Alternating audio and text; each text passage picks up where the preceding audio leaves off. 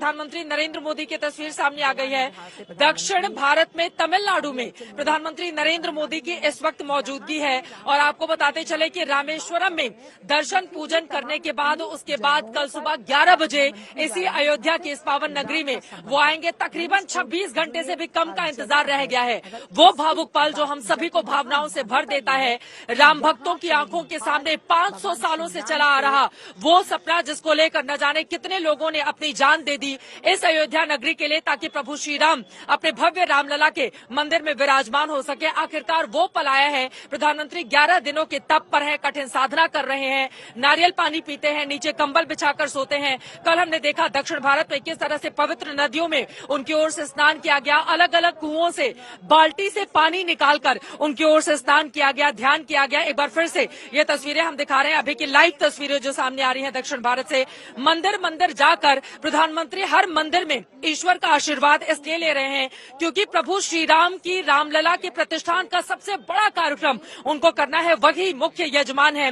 और यकीनन भारतीय जनता पार्टी अपने जिस संकल्प को लेकर राम के नाम पर आगे बढ़ती रही है, आज उसकी सिद्धि की तारीख सामने आ गई है। इसी वजह से कठिन तप के जरिए प्रधानमंत्री नरेंद्र मोदी धर्म की ध्वजा के वाहक बनते हुए संपूर्ण देशवासियों को एक साथ जोड़े रखना चाहते हैं।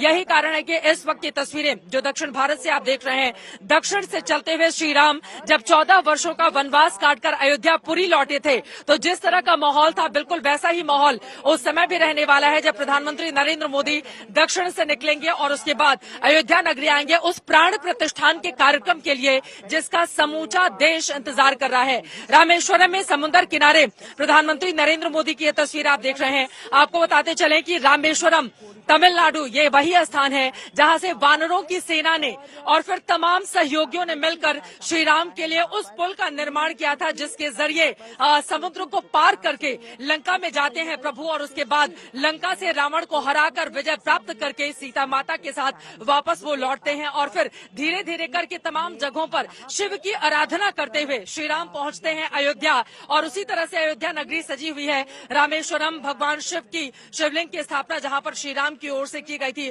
और बड़ा सुंदर वर्णन मिलता है जब आप वेद उठाकर देखेंगे, जब आप रामायण पढ़ेंगे, जब आप तमाम ऋषि मुनियों की ओर से लिखी गई अलग अलग ग्रंथों को जब आप देखेंगे समझेंगे तो आप पाएंगे कि श्री राम कितने अद्भुत रहे। एक तरफ श्री राम भगवान शिव की आराधना करते रहे तो देखिए दूसरी तरफ भगवान शिव से जब पार्वती माता पूछती है कि आप किसकी आराधना करते हैं तो वो श्री राम का नाम लेते हैं। तो इस तरह से अद्भुत रिश्ता भी है श्री राम का भगवान शिव के साथ। फिलहाल ये तस्वीरें आपको दिखा रहे हैं प्रधानमंत्री नरेंद्र मोदी जो समुद्र के किनारे हैं। समुद्र मंथन का जिक्र आता है। भगवान शिव ने जब विष को धारण किया था और यही वो समुद्र है जिस पर सेतु बनाकर लंका जाकर विजय प्राप्त की थी। यही वो समुद्र है जहां पर एक छोटी सी गिलहरी रेत में लोटपोट हो जाती है और अपने शरीर पर बालू लगाकर जाकर समंदर में डुबकी लगाती है। प्रभु श्री राम के लिए वो मानती है कि अगर ये कण कण में बसे हुए श्री राम के लिए मैं छोटा सा योगदान दे पाऊं तो मेरा जीवन कृतार्थ हो जाएगा। यही वो जगह है जहां की तस्वीरें इस वक्त आप देख रहे हैं।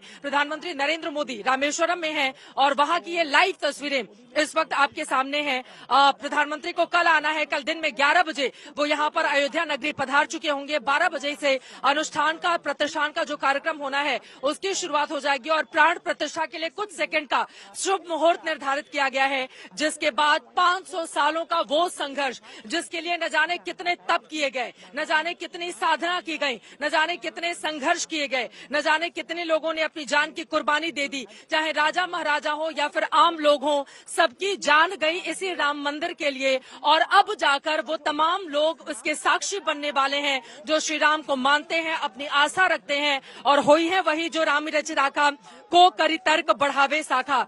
प्रधानमंत्री नरेंद्र मोदी की ओर से भगवान श्री राम की रामलला की मूर्ति की प्राण प्रतिष्ठान के लिए बड़ा भव्य कार्यक्रम रखा गया है। हजारों लोगों की मौजूदगी में ये कार्यक्रम इसी अयोध्या नगरी, श्री राम की नगरी जो दुल्हन की तरह से सजी हुई है, यहाँ पर संपन्न होगा।